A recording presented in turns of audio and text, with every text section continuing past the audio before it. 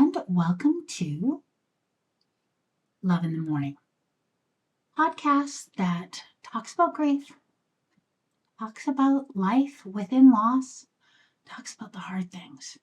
And today I just really wanted to talk about online dating.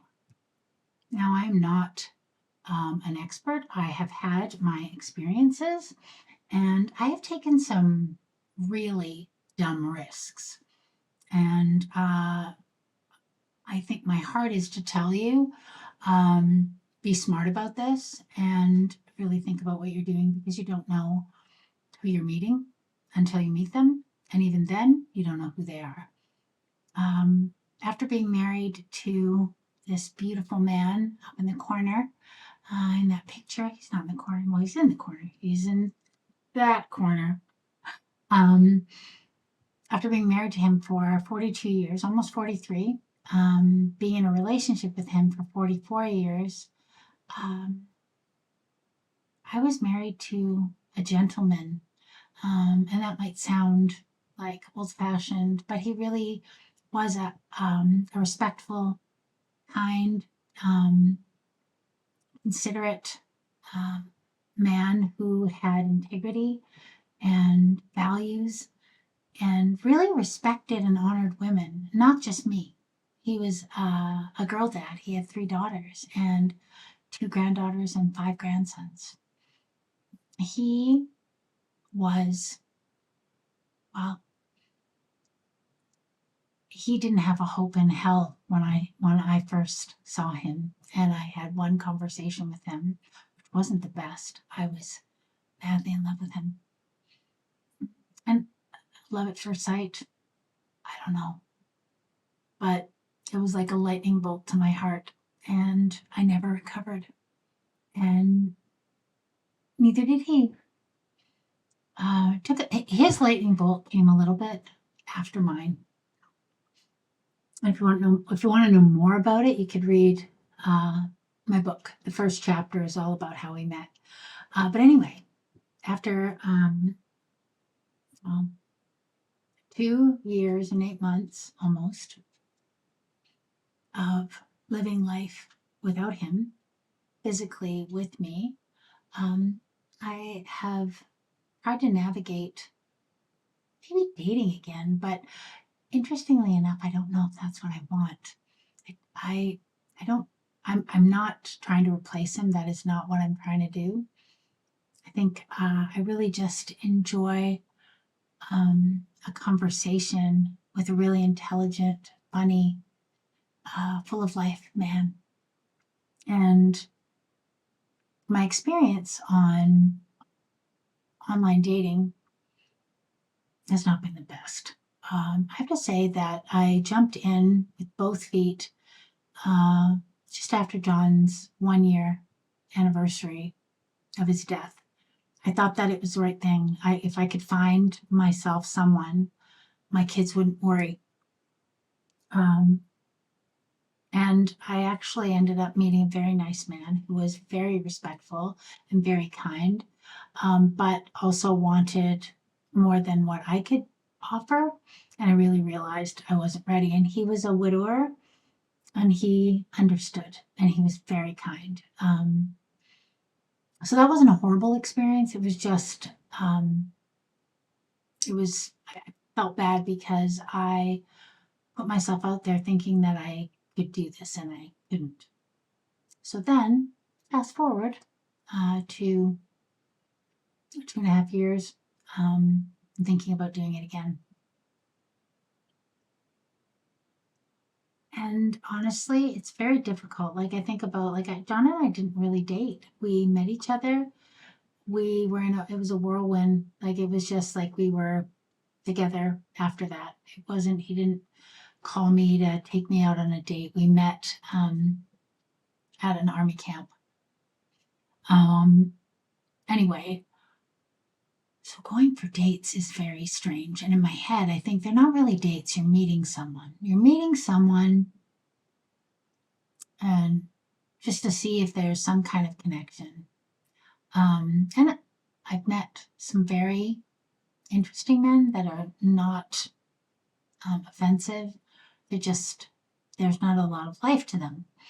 And then I've met men, or just chatted with them online, who are like, when the conversation starts out, when they message you, "Hi, beautiful," that's a red flag for me, because then they start to talk inappropriately.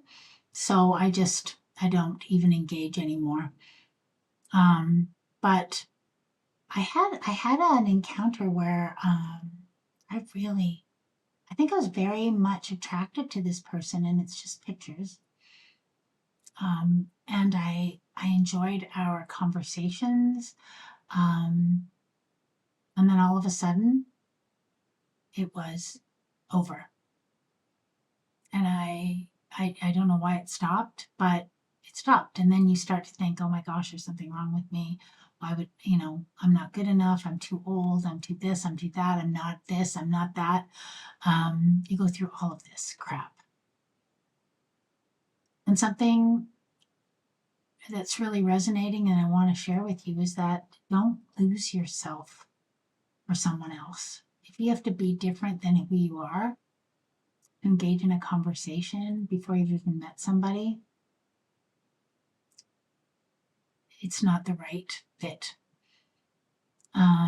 Anyway, that ended. And then I thought, I'm not going on anymore. And then I thought, you know what? No, maybe there is someone out there for me.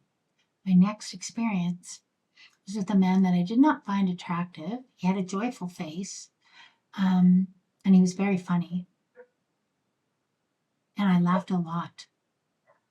And then um, a little bit of kind of flirty banter started. Um, it just kind of, it wasn't, I don't really, I don't think it was too much, or it wasn't crossing a line. And then when I met this person, we did go for a date, and I thought we were meeting, but this person really had it in their heads that we were already in a relationship, that this was something that was going to be more than what I thought it was going to be. Um, but, and one of the things I did like about his profile was he said, "You would keep your space, I will keep my space. If something comes of it, we can sleep over, but go home." And I'm like, okay, because I'm not interested in getting married. I'm not interested in having someone move in with me.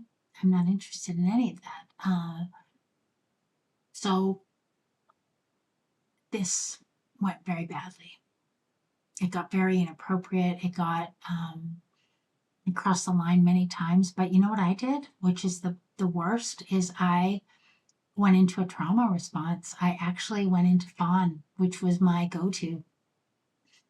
And I just tried to be what he needed me to be during that very long conversation. Um, and finally, I went home and I kept, rethinking it in my head. Was it that bad? Am I overreacting? Blah, blah, blah. And then I was like, no, listen to your gut. It was that bad. And so I sent him a video message saying that it's not you, it's me. I'm not ready. I don't want to do this. Yeah, this isn't a relationship. Like, anyway. And so I didn't hear anything. And I'm like, oh, good. Okay, done. Then I started to get text messages. Um, and then he called me, like video chatted me, and I didn't answer because I was like, I don't want to talk to you. I felt very, what's the word? I felt very violated, actually, in so many ways. And then I just said, no, I don't want to do this. And then he sent me a message saying, we can be friends. And I was like, no, we can't be friends. Not with the way you are. And he said, you need, I know what you need. I can be your friend, but I know what you need. You need to get laid, and I want to be the person to help you with that. I don't remember what else he said. because I deleted the whole conversation, but I replied, like, and he said, "Oh, I'm here for you. Just reach out anytime." And I'm like, "I will never contact you. This is not a relationship. This is done. Goodbye." And he replied, "Okay." And I was like, I haven't heard from him. It's been over a week. Thank the good Lord. So, as you can see, my experience with dating, I've met 3 men in person, 4 in total in conversations, or 5, sorry. 1 man, very nice man. We sometimes talk here and there. There's nothing. That's not how I want to meet somebody. I don't think it's for me. If it's going to happen, I will meet them organically. But you know what? Is it even possible to be friends with someone, a man, at this age?